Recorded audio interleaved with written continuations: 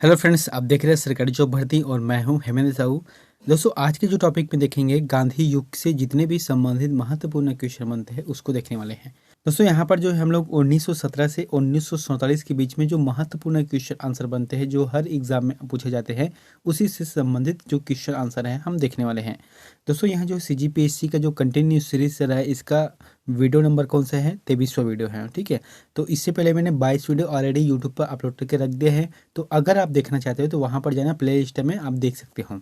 दोस्तों, अगर आप चैनल पर नए हो तो चैनल को जरूर सब्सक्राइब कर लेना, बेल आइकन को जरूर दबा देना। साथ ही इस वीडियो का अगर आपको फ्री PDF चाहिए तो टेलीग्राम चैनल पर जाना, वहाँ से आप लोगों को फ्री PDF मिल जाएगा।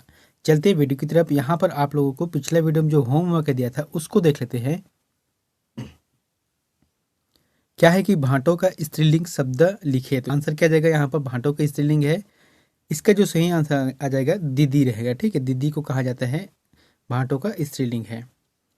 आज का पहला प्रश्न देखते हैं कि महात्मा गांधी ने सत्याग्रह क्रियाविधि सबसे पहले कहाँ प्रयुक्त की? कहने का मतलब ये है कि महात्मा गांधी ने अपनी जो जीवन का पहला सत्याग्रह भारत देश में सबसे पहले कहाँ से प्रारंभ की है? इसका जो आंसर क्या रहेगा? चंपारण रहेगा। चंपारण में दोस्तों यहाँ बिहार में है।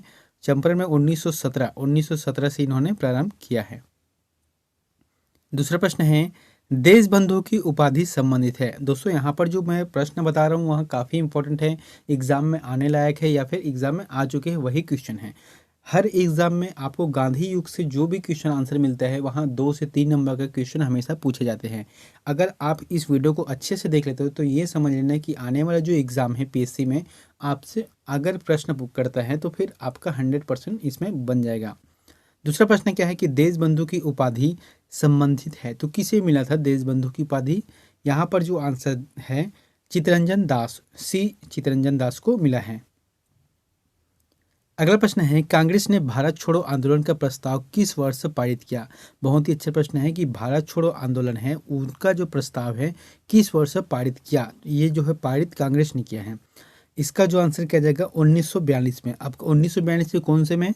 8 अगस्त 1942 को, है ना, 8 अगस्त 1942 को प्रस्ताव पारित किया था। अगला प्रश्न है, असहयोग आंदोलन को क्यों निलंबित किया गया? बहुत ही अच्छा प्रश्न है। देखो यहाँ पर क्या बोला गया है कि असहयोग आंदोलन को क्यों निलंबित किया गया, यानी कि स्थगित कर दिया गया। इसका जो जवाब क्या जाएगा? चौरा चौरी में हिंसक घटना के कारण। देखो यहाँ पर क्या हुआ था, चौरा चौरी नामक जो कि गोरखपुर में है, उत्तर प्रदेश के, यहाँ पर जो है शांतिपूर्ण ढंग से चल रहे जुलूस पर वहाँ के जो पुलिस थे, स्थानीय पुलिस, उन्होंने आक्रमण कर दिया। अब हुआ क्या, ये जो भीड़ है यानी कि जो जुलूस कर रहे हैं वो लोग क्या हो गए? उत्तेजित हो गए। उत्तेजित होने के बाद लगभग उसमें 29 सिपाहियों को एक ही जेल, मतलब जो पुलिस चौकी है, ठीक है, उसमें डालकर जला दिए। उससे क्या हो गया? मर गए वे। तो इस बात पर जो है महात्मा गांधी ने असहयोग आंदोलन को तुरंत स्थगित कर दिया। और इसकी कब की घटना है? ये 5 फरवरी 1920 की घटना है यहाँ, सॉरी 1922 की घटना है यहाँ। ठीक है, अगला प्रश्न है, सुमेलित कीजिए। अब एक तरफ है व्यक्ति है, एक तरफ है उसके जो उपनाम हैं, तो आपको ये बताना है कि इसका सही संबंध किस तरीके से है। जैसे कि क्या है, अब्दुल गफ्फार खां, तो अब्दुल गफ्फार खां किससे संबंधित है? इसे कहा जाता है सीमांत गांधी कहा जाता है। एक हो गया। उसके बाद है सुभाष चंद्र बोस, तो सुभाष चंद्र बोस नेताजी को कहा जाता है। मोहनदास करमचंद गांधी, ये जो है महात्मा गांधी को कहा जाता है। उसके बाद आता है रविंद्रनाथ टैगोर, तो रविंद्रनाथ टैगोर को गुरुदेव भी कहा जाता है। तो इस तरीके से आपको व्यक्ति और उसके उपनाम को याद रखना है। छठा प्रश्न है, वर्ष 1919 में जलियांवाला बाग हत्याकांड कहाँ हुआ था? बहुत ही अच्छा प्रश्न है और यह बार बार प्रश्न पूछे जाते हैं। क्या हुआ था कि 1919 में, यहाँ पर सबसे पहला पॉइंट क्या है कि 13 अप्रैल 1919 की घटना है ये। ठीक है, इसका जो जवाब क्या जाएगा? अमृतसर में आ जाएगा। मैंने यहाँ पर लिखा है कि रोलेट एक्ट के विरोध में अमृतसर के स्वर्ण मंदिर के निकट जलियांवाला बाग में 13 अप्रैल 1919 को बड़ी संख्या में लोग यहाँ पर बैठकर जो है अपनी जो नेतृत्व कर रहे थे, कौन नेतृत्व कर रहे थे? यहाँ पर मैंने लिखा है कि सैफुद्दीन किचलू और डॉक्टर सत्यपाल के नेतृत्व में इन्होंने एक धरना प्रदर्शन किया था। तो उसका जो रास्ता है सिर्फ एक ही द्वार था, जहाँ पर जनरल डायर ने आकर अंधाधुंध फायरिंग की, जिससे हजारों लोगों की मौत हो गई। अगला प्रश्न है, निम्न आंदोलनों में किसमें महात्मा गांधी ने भूख हड़ताल को एक हथियार के रूप में पहली बार प्रयोग किया है? तो कौन से ऐसे आंदोलन हुए जिसमें महात्मा गांधी ने पहली बार भूख वाले आंदोलन को प्रयोग किया था? इसका जो आंसर किया जाएगा 1918 के जो अहमदाबाद मिल मजदूर हड़ताल आंदोलन है, इनमें भूख हड़ताल को पहली बार प्राथमिकता दी गई। अगला प्रश्न है, महात्मा गांधी को सर्वप्रथम राष्ट्रपिता किसने कहा? तो राष्ट्रपिता महात्मा गांधी को सर्वप्रथम किसने कहा है? इसका जो आंसर किया जाएगा सुभाष चंद्र बोस। सुभाष चंद्र बोस ने राष्ट्रपिता की संज्ञा इनको दी गई। अगला प्रश्न है, जब 15 अगस्त 1947 को भारत ने अपनी पहली आज़ादी का जश्न मनाया तब महात्मा गांधी थे। उस समय कहाँ गए थे? जब जैसे कि 15 अगस्त 1947 को जब देश आज़ाद मना रहे थे कि स्वतंत्र हो गए बोल के, तो उस समय महात्मा गांधी थे कहाँ पर? इसका जो आंसर किया जाएगा कोलकाता। कोलकाता में थे ये, पश्चिम बंगाल में। अगला प्रश्न है, कायदे आजम किसे कहा जाता है? तो कायदे आजम किसे कहा जाता है? यहाँ पर जो ऑप्शन देगा इसमें मोहम्मद अली जिन्ना को कायदे आजम कहा जाता है। अगला प्रश्न है, असहयोग आंदोलन शुरू करने के समय भारत के वायसराय कौन थे? बहुत ही अच्छा प्रश्न है। असहयोग आंदोलन कब शुरू की गई? इसका जो आंसर किया जाएगा 1920 में है। ठीक है, तो 1920 में जो है असहयोग आंदोलन जो प्रारंभ किया गया था, तो उस समय भारत के वायसराय कौन थे? तो लॉर्ड चेम्सफोर्ड। इसके आंसर रहेगा लॉर्ड चेम्सफोर्ड। अगला प्रश्न है, महात्मा गांधी जी के राजनीतिक गुरु थे। तो महात्मा गांधी जी के जो राजनीतिक गुरु कौन थे जिससे वहाँ प्रेरित होते थे? इसका जो आंसर किया जाएगा गोपाल कृष्ण गोखले। गोपाल कृष्ण गोखले जो कि महात्मा गांधी के राजनीतिक गुरु थे। अगला प्रश्न है, क्रमानुसार व्यवस्थित किया। दोस्तों यहाँ पर जैसे ये अलग अलग लिखा है, एक क्या है, साइमन कमीशन का भारत आगमन है, उसके बाद है असहयोग आंदोलन है, पूना पैक्ट है, गांधी इरविन समझौता है। तो आपको ये बताना है कि इन चारों में से सही जवाब कौन सा है, जैसे कि लाइन से जो दिया गया है। इसका जो जवाब क्या जाएगा, फोर्थ रहेगा। सबसे पहले क्या हुआ, असहयोग आंदोलन हुआ है, उसके बाद साइमन कमीशन का भारत आगमन हुआ है, उसके बाद होता है गांधी इरविन पैक्ट है, फिर जाके पूना पैक्ट आता है। मैंने यहाँ पर इसके बारे में अतिरिक्त जानकारी भी लिखी है, थोड़ा देख लेना कि असहयोग आंदोलन जो है 1 अगस्त 1920 को प्रारंभ किया गया। ठीक है, दूसरा है साइमन कमीशन का आगमन जो है 2 बार हुआ है, एक तो फरवरी मार्च 1928 को हुआ है और एक हुआ है 19 अक्टूबर 1928 को हुआ है। ठीक है, 2 बार हुआ है। फिर तीसरा क्या है, गांधी इरविन पैक्ट जो कि 5 मार्च 1931 को है और ये द्वितीय गोलमेज सम्मेलन के दौरान की घटना है। उसके बाद आता है पूना पैक्ट। तो पूना पैक्ट जो है 24 सितंबर 1932 को हुआ है। तो इस तरीके से यहाँ क्रमशः है। अगला प्रश्न है, कौन आज़ाद हिंद फौज जिसे कहा जाता है INA से संबंधित नहीं है? तो आज़ाद हिंद फौज से संबंधित एक व्यक्ति कौन सा नहीं है?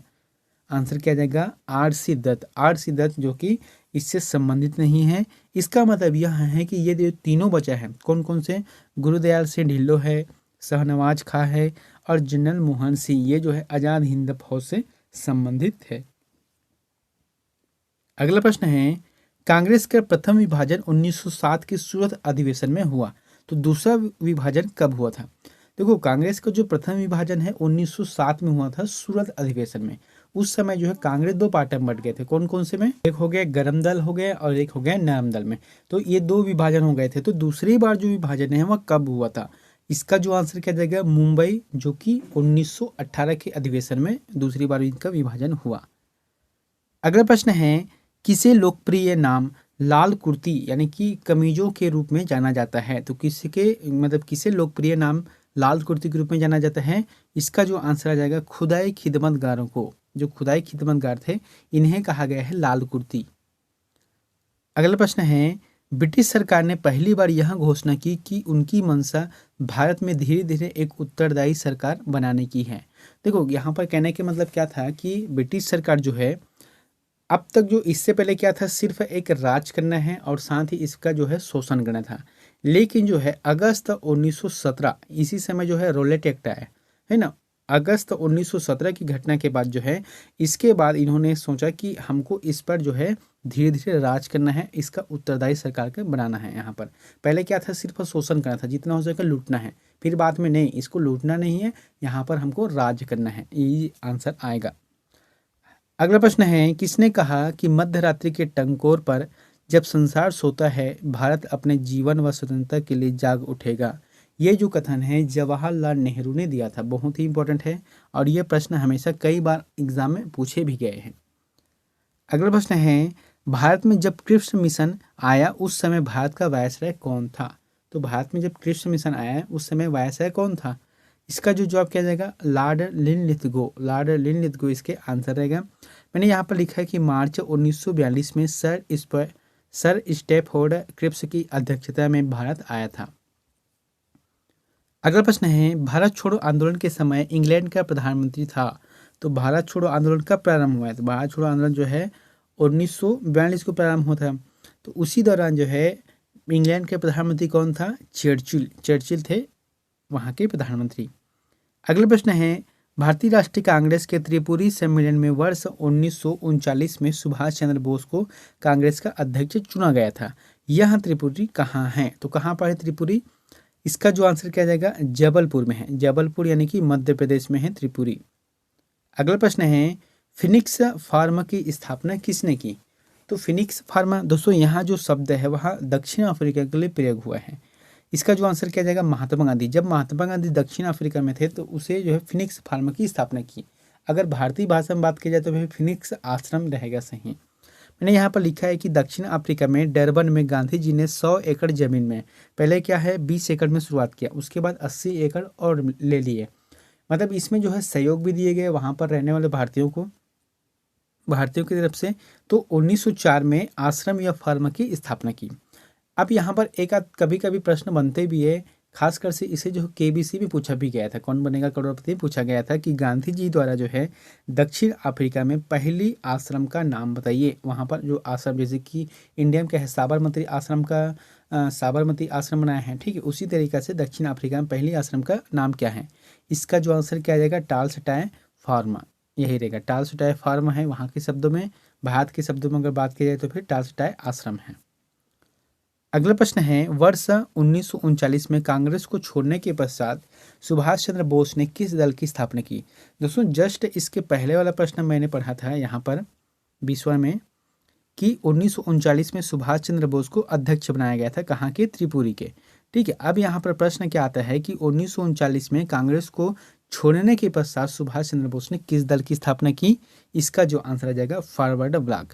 देखो 1939 में जब अध्यक्ष बने थे तो उस समय महात्मा गांधी और सुभाष चंद्र बोस ये दोनों के बीच में क्या चल रहा था? थोड़ा सा मतभेद चल रहा था। तो सुभाष चंद्र बोस ने 1939 के जो अध्यक्ष पद थे उन्होंने त्यागपत्र दे दिया। अब त्यागपत्र देने के बाद क्या किया इन्होंने? पूरी तरह से उस कांग्रेस जो सदस्य थे उस वहाँ से निष्कासित अपने आप को अलग करके इन्होंने एक पार्टी का निर्माण किया जिसका नाम क्या है? फॉरवर्ड ब्लॉक के नाम से एक दल की स्थापना की। अगला प्रश्न है, सुमेलित कीजिए। यहाँ पर जैसे कि सुमेलित करना है, एक तरफ है जैसे कि बारदोली है, चौरा चौरी है और है यरवदा है और नोआखली है। तो एक तरफ है उसके राज्य है, कौन से राज्य में से यहाँ सम्मिलित है? अब एक चीज बताओ, यहाँ पर बारदोली है तो बारदोली कहाँ से है? गुजरात से, क्योंकि इन्हीं पर जाकर सरदार वल्लभ भाई पटेल को वहाँ की महिलाओं ने सरदार की उपाधि दी थी। ये तो हो गया। उसके बाद आता है दूसरा कि चौरी चौरा, तो ये जो है उत्तर प्रदेश में है, गोरखपुर का। उसके बाद है यरवदा, तो यरवदा किससे सम्मिलित है? ये महाराष्ट्र से है, ठीक है, महाराष्ट्र में है। उसके बाद आता है नोआखली, तो नोआखली जो है पश्चिम बंगाल में है। इसका जो आंसर रहेगा दूसरा रहेगा। अगला प्रश्न है, निम्न में से कौन सा गोलमेज सम्मेलन 1932 में? बहुत ही अच्छा प्रश्न है। तो कौन सा गोलमेज सम्मेलन है जो कि 1932 में हुआ है? इसका जो जवाब किया जाएगा तीसरा रहेगा। 3 बार गोलमेज सम्मेलन हुआ है, 1930, 1931 और 1932 में। तो 1932 गोलमेज सम्मेलन चला है, उसमें जो है महात्मा गांधी ने गांधी इरविन समझौता के नाम से जाना जाता है, जो कि मार्च 1931 की बात है। उसके बाद तीनों गोलमेज सम्मेलन में सिर्फ एक ही बार महात्मा गांधी ने भाग लिया है, कब? अभी बताया था 1931 में, और पहले और तीसरा गोलमेज सम्मेलन में उन्होंने भाग नहीं लिया था। अगर प्रश्न आता है कभी कभी कि तीनों गोलमेज सम्मेलन में तीनों बार किसने भाग लिया था, तो BR अम्बेडकर यानी कि डॉक्टर भीमराव अम्बेडकर ने इसमें भाग लिया था। अगला प्रश्न है, गांधी जी दक्षिण अफ्रीका में कितने वर्ष रहे थे? तो कितने वर्ष रहे थे दक्षिण अफ्रीका में? इसका जो आंसर आ जाएगा 21 वर्षों तक। 21 वर्षों तक इन्होंने दक्षिण अफ्रीका में रहे थे। अगला प्रश्न है, दक्षिण अफ्रीका के किस रेलवे स्टेशन पर महात्मा गांधी को ट्रेन से फेंका गया था? तो ट्रेन से फेंका गया था, वहाँ स्टेशन का नाम बताइए। इसका जो जवाब क्या जाएगा, पीटर मारिट्सबर्ग रहेगा, है ना। दूसरा आ जाएगा इसका आंसर पीटर मारिट्सबर्ग। देखो यहाँ पर हुआ क्या था कि महात्मा गांधी जिस ट्रेन से जा रहे थे वहाँ पर अंग्रेज बैठे थे, तो अंग्रेजों ने इसे यहाँ कहकर बाहर फेंक दिया कि तुम काले लोग हो, इसके मतलब बैठने के औकात में नहीं हो, तुम यहाँ पर नहीं बैठ सकते। तो महात्मा गांधी को बाहर फेंक दिया। तो कहा जाता है, जैसे कि बुक में पढ़ने को मिलता है या पिक्चर में भी देखने को मिलता है, कि महात्मा गांधी ने उस समय एक कमिटमेंट किया कि जिस तरीके से तुमने मुझे ट्रेन से बाहर फेंका है उसी तरीके से मैं अपने इंडिया से तुम्हें बाहर बाहर फेंक दूंगा, और ये हुआ भी। अगला प्रश्न है, भारत विभाजन के संदर्भ में 1947 में नियुक्त सीमा आयोग की अध्यक्षता किसने की थी? तो सीमा आयोग की जो अध्यक्षता है वह किसने किया था? इसका जो आंसर किया जाएगा रेड क्लिफ, इन्होंने ही किया था। भारत की विभाजन है इसीलिए कहा जाता है रेड क्लिफ रेखा कहा जाता है उसे। अगला प्रश्न है, भारतीय राष्ट्रीय कांग्रेस के 1924 के अधिवेशन में गांधी जी द्वारा एकमात्र अध्यक्षता की गई, यह अधिवेशन कहाँ हुआ था? तो गांधी जी ने अपने जीवन काल में जितने भी समय तक कांग्रेस में रहे उसमें सिर्फ एक ही बार अध्यक्षता की है, 1924 में। कहाँ पर? इसका जो आंसर किया जाएगा बेलगांव, बेलगांव में किया है। कभी कभी इसको जो है बेलग्राम या बेलगांव के रूप में भी जाना जाता है। अगला प्रश्न है, भारतीय स्वतंत्रता संघर्ष के दौरान निम्न में से किसने फ्री इंडियन लीजन नामक सेना बनाई? तो किसने फ्री इंडियन लीजन नामक सेना बनाई है?